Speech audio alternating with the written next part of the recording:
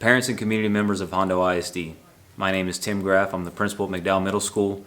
Right now within our district we're having a conversation that's going to impact your student and you, and so we wanted to make sure that we brought you into that conversation a little bit and let you know the types of things we were thinking. What we're doing right now, something we do every year, we're looking ahead at the calendar for next year. So the calendar committee at Hondo ISD has now created 2 calendar options that the staff is going to vote on and then present to the school board.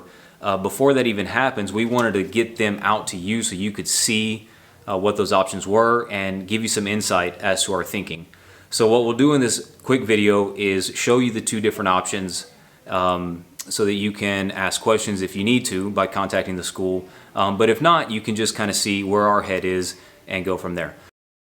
What you'll see when you look at calendar A is that teachers come back, but students start on August 12th. And the last day of school is May 21st. This is a pretty traditional calendar. You won't see much difference between this calendar A option and what you and your students have gone through this year. Labor Day off, we have a couple days in October for Columbus Day. Thanksgiving gets a week. Christmas break is December 23rd through January 3rd. Martin Luther King Day off. President's Day, spring break on March 10th through 14th, Easter, April 18th and 21st. Like I said, pretty traditional calendar. Where you're going to see a major difference is when you look at calendar B. So calendar B, which I'll go over some details in a second, the major difference is that there's a completely different kind of day, a day that we haven't had before, and it's one we've been talking a lot about. It's one that some other districts have experimented with, had a lot of success with, and so we thought it's worth our time and energy to really put some thought into this. And what these are called are intersessional days.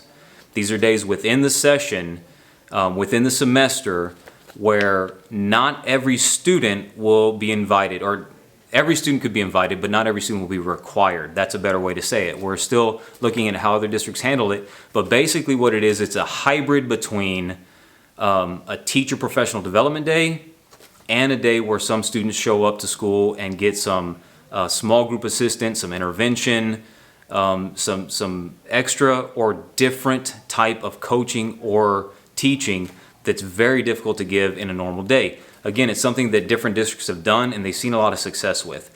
So this is something that we're excited about. It's something that really our interest was sparked when we being Wools and McDowell, the intermediate and the middle school campus, did what was called a jump start at the beginning of this year, the summer leading into this school year.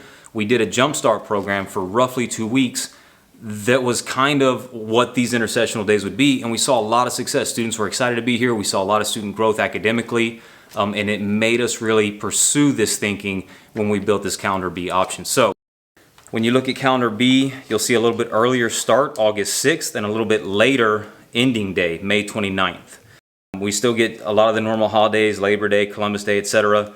Thanksgiving still a week. Christmas is a little bit longer, but what you'll see attached to Christmas and to spring break, and if you'll back up and look at the October month, you'll see these breaks that have these intersessional days attached to them.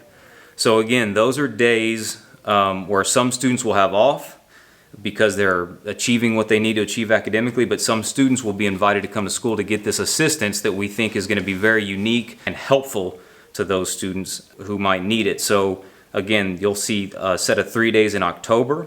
You'll see a set of 3 days attached to the Christmas break and another set of 3 days attached to the spring break. The other thing you'll notice is that in May, there are 2 Fridays that are professional development days where students won't need to come to school, but teachers will come to school unless we have some bad weather days within the year, and then those will convert into instructional days and students will come to school to make up the day they missed when we had bad weather for either snow or things of that nature. So again, the big difference, the thing that makes this calendar be non-traditional, are those intersession days, which will be different for the community, but we think the payoff is going to be enormous. We think it's something that's really worth pursuing.